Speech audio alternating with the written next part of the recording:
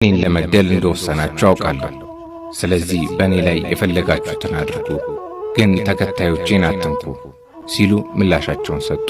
አቡነ ጴጥሮስ ችሎት ሲቀርቡ ለፍርድ የተሰየሙት ዳኞች ጣሊያኖችና የጦር ሹማምንቶች ሲሆኑ መካከለኛው ዳኛም ኮሎኔል ነበር። በብርቱ ኢትዮጵያዊ ጀግና ላይ የቀረበው የወንጀል ክስ በጣሊያን ላይ ሕዝብን ቀስቅሰዋል፣ ራስዎም አመጸዋል፣ ሌሎችም እንዲያመጹ አድርገዋል የሚል ነበር።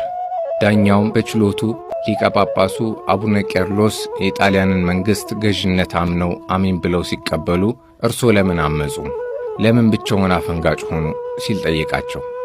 አቡነ ጴጥሮስም አቡነ ቄርሎስ ግብፃዊ ናቸው፣ ስለ ኢትዮጵያና ኢትዮጵያውያን የሚገዳቸው ነገር የለም። እኔ ግን ኢትዮጵያዊ ነኝ፣ ኃላፊነት ያለብኝ የቤተ ክርስቲያን አባትም ነኝ። ስለዚህ ስለ ሀገሬና ስለ ቤተ ክርስቲያኔ ይቆረቆራለሁ። ከዚህ በቀር ለእናንተ ችሎት የማቀርበው ነገር የለኝም። ለፈጣሪ ብቻ የምናገረውን እናገራለሁ። የኢትዮጵያ ሕዝብ ለዚህ ጠላት እንዳይገዛ ገዘቱ። የኢትዮጵያ መሬትም ጠላትን ብትቀበል የተረገመች ትሁን በማለት በጀግንነት ተሞልተው ዳኛው ፊት ተናገሩ። ንግግራቸው በአስተርጓሚ ለዳኞች የቀረበ ቢሆንም አስተርጓሚው በጳጳሱ ላይ ተጽዕኖ ስላደረገባቸው እውነተኛው ንግግራቸው ሳይገለጥ ቀረ።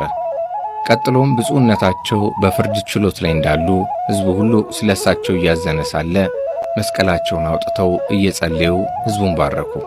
ወዲያው የሞት ቅጣቱ ፍርድ ሲሰማ ሕዝቡ በኢጣሊያ የእጅ ሰላምታ አይነት እጁን እንዲያነሳ ታዘዘ።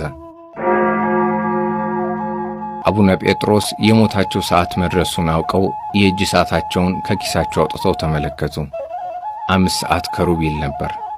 ፊታቸው ላይ ምንም አይነት ፍርሃት አይታይም ነበር። የሞታቸውን ፍርድ ያነብ የነበረው ኢጣሊያዊ ዳኛ ግን ይንቀጠቀጥ ነበር። ታላቅ ፍርሃትም በፊቱ ላይ ይታይ ነበር። የሞት ቅጣት የተፈረደባቸው ብፁዕ አቡነ ጴጥሮስ በችሎት ፊት ብዙ ሰዓታት ቆመው ስለዋሉና ደክሟቸው ስለነበር ለመቀመጥ ፈልገው ዳኛውን በትህትና በፈገግታ ጠየቁት። እንዲቀመጡ ፈቀደላቸው። የሞት ፍርዱ ከተነበበ በኋላ የፈረዱባቸው ዳኞችን በመስቀላቸው ባረኳቸው።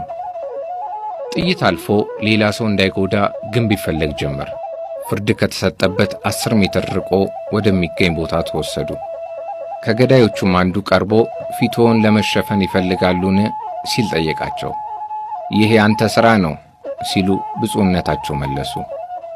ከዚያም በኋላ 8 ወታደሮች ከበስተጀርባቸው 20 እርምጃ ርቀት ተንበርክከው በተጠንቀቅ ቆሙ።